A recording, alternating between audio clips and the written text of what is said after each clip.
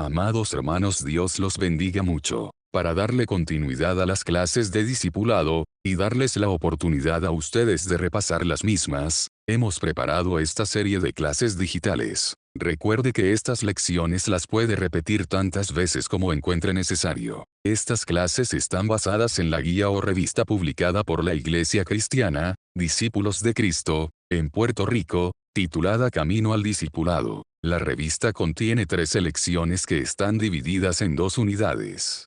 Esta lección es la primera de la segunda unidad que discute los puntos sobresalientes de la historia del pensamiento y práctica de las congregaciones iglesias cristianas, discípulos de Cristo. El título de la lección es El movimiento de restauración y está basado en la porción bíblica de Hechos 2, versos 41 al 47. Con el verso central de Hechos 2 verso 47 parte B, comillas, y el Señor añadía cada día a la iglesia los que habían de ser salvo. Leemos la porción bíblica usando la versión Reina Valera 1995. La vida de los primeros cristianos. Así que, los que recibieron su palabra fueron bautizados, y se añadieron aquel día como 3,000 personas, y perseveraban en la doctrina de los apóstoles, en la comunión unos con otros, en el partimiento del pan y en las oraciones. Sobrevino temor a toda persona, y muchas maravillas y señales eran hechas por los apóstoles. Todos los que habían creído estaban juntos y tenían en común todas las cosas,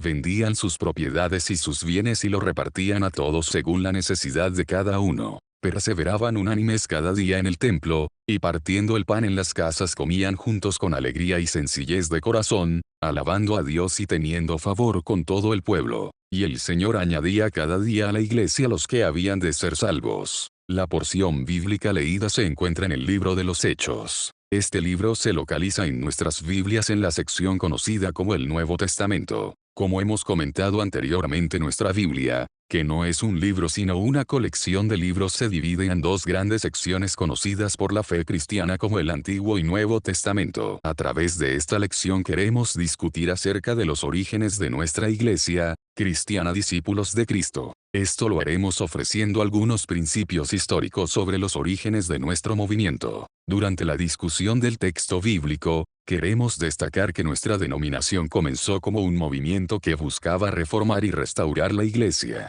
Como comentamos anteriormente, el libro de los Hechos de los Apóstoles narra cómo comenzó la iglesia cristiana. En el comienzo del libro de los Hechos vemos cómo Jesús envía su Espíritu Santo a la iglesia capacitándola a desempeñar la misión de ser testigo de su mensaje. El libro de los Hechos nos enseña las características de esta iglesia en sus primeros años. La primera característica de esta iglesia era que era una iglesia unida. Esto no significa que en la iglesia todo el mundo pensaba igual. Es claro cuando estudiamos el libro de los Hechos que había diferentes pensamientos y entendimientos. Esto lo destaca las discusiones mantenidas entre Pedro y Pablo acerca de los gentiles. Pero es importante notar que la iglesia trabajaba junta y con alegría para cumplir la misión encomendada en Hechos capítulo 1 versículo 8. La segunda característica era el compañerismo que mostraban. Era tal este compañerismo que algunas familias hasta vendían sus propiedades para ayudar a los hermanos con mayor necesidad económica.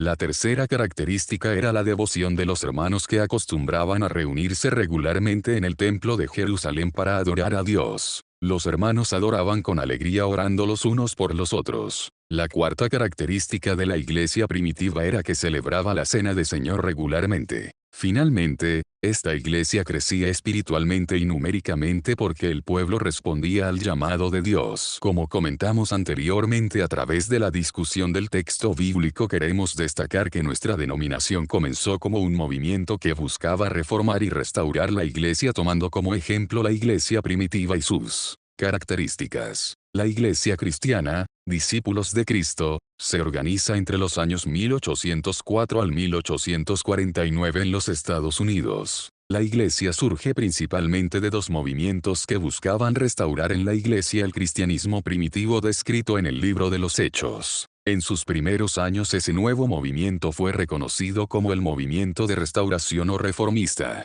Uno de estos movimientos fue organizado en Kentucky por un ministro presbiteriano llamado Barton W. Stone. Este ministro se separó de la iglesia presbiteriana en el año 1804 porque entendía que el gobierno de la iglesia y su forma de adoración no se adaptaba a todos los miembros de la iglesia. Este movimiento se llamaba Iglesias Cristianas. El segundo movimiento fue fundado por Thomas Campbell y su hijo Alejandro, quienes eran inmigrantes de Escocia. Este movimiento comenzó para el año 1809. La Iglesia Presbiteriana de Escocia se caracterizaba por su rigidez en materias de doctrina y el gobierno eclesiástico. Este otro movimiento se llama Discípulos de Cristo. En el año 1832 ambos movimientos se unen para formar la Iglesia Cristiana, Discípulos de Cristo. Los esfuerzos misioneros de la Iglesia produce obras en México, Puerto Rico, Argentina, Jamaica y Paraguay. Como indica la guía, damos gracias por nuestra Iglesia, que Dios ha usado como instrumento para bendecir al mundo de habla hispana. Resumiendo, la Iglesia Cristiana, Discípulos de Cristo, surge a principios del siglo XIX en Estados Unidos. Es el resultado de dos movimientos de restauración. Discutimos acerca de las características de la iglesia primitiva: unidad, compañerismo, devoción, la cena del Señor y el crecimiento. La iglesia primitiva es el modelo que aspira a seguir a la iglesia cristiana, discípulos de Cristo, ser igual de fiel al Señor que la iglesia primitiva. Para pensar, si la iglesia cristiana debe seguir el modelo de la iglesia primitiva, ¿cree usted que la iglesia de hoy debe perseguir este ideal? Desde su perspectiva, ¿qué cambios la iglesia de hoy debe hacer para vivir según este modelo? Si leemos el siguiente lema: somos únicamente cristianos, aunque no somos los únicos cristianos. ¿Qué quiere decir este lema? ¿Cuál debe ser nuestra actitud hacia personas que asisten a otras denominaciones? Por favor, incluya sus preguntas en la sección de comentarios. Gracias y Dios los bendiga.